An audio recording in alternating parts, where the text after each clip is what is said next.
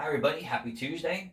Today we're going to do double box plots. Now double box plots are literally just two box plots on the same number line so we can compare prices easier or whatever it is we're comparing easier. So Howard is looking for a store with a large variety of headphones to purchase. Like most of us, he wants to have a choice, not just here you have three choices to make or they're all the same price. So he went to store A and store B and he compared prices. First thing we're going to do here is we're going to notice that the boxes are obviously very different sizes. Remember that these boxes have different values attached to them.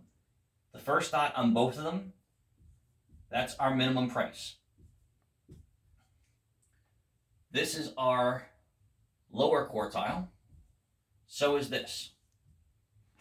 This is our median, and so is this for store B.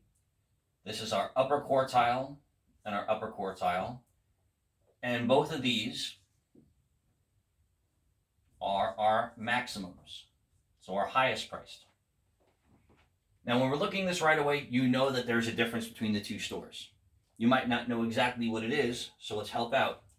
Remember that each set of this breaks up into a quarter or a quartile. So this part here is worth 25% of the prices.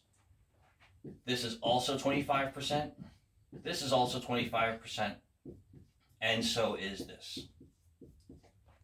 Same thing down here. This is 25% of the prices.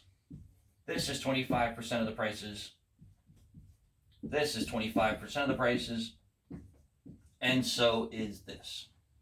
Now, the easiest way is to do the range and the interquartile range and the median for both. That's the first thing you should do for both of these. So, for store A, our range,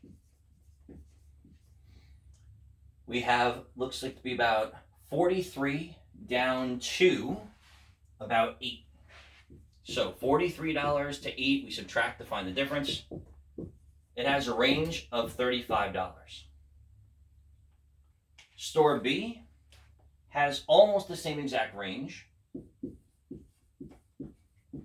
It also has a max of 43, and it has a minimum of 10, so its range is $33. So just looking at the ranges, yes, the stores are pretty much the same. Okay?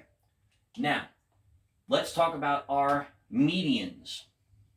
So, our median for the red is right here at 35.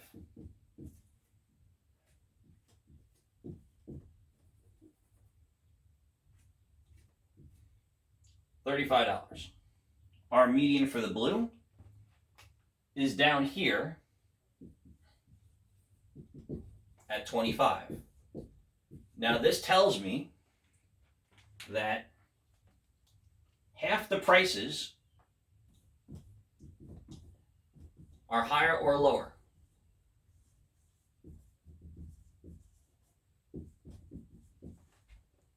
And same thing here. Half the prices are higher or lower than that number. So 50% of these are 35 or more. So 35 to 43 is half the headphones. From here, 25 to 43 is also half the headphones. So right now, this looks like a cheaper store and with a more variety, but we still need to have complete proof. So let's do our interquartile range. Now for interquartile range, it goes from about 38 to 30. So interquartile range, 38 minus 30 gets me an $8 interquartile range. For my blue team, the store B, 15 to 35. So interquartile range, 35 minus the 15 gets us an interquartile range of 20. Now, we have this data. We can automatically tell that, hey, this store does have the same range, but most of its prices are pretty high up. This store is pretty well spaced out with its price ranges. We can get some cheaper headphones, some middle of the road headphones, and some more expensive headphones. Same idea. This store, we can get some cheap headphones. Maybe. Our lowest is going to be $8. But if we're going to go there, we're really looking at 3/4 of it being $30 or more. So this does not have as much of a variation as Team B or Store B.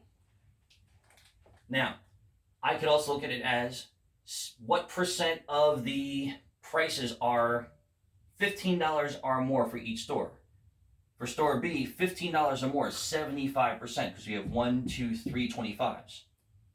For Store A, this is a lot more than that 75% because we're already dipping into that last 25%.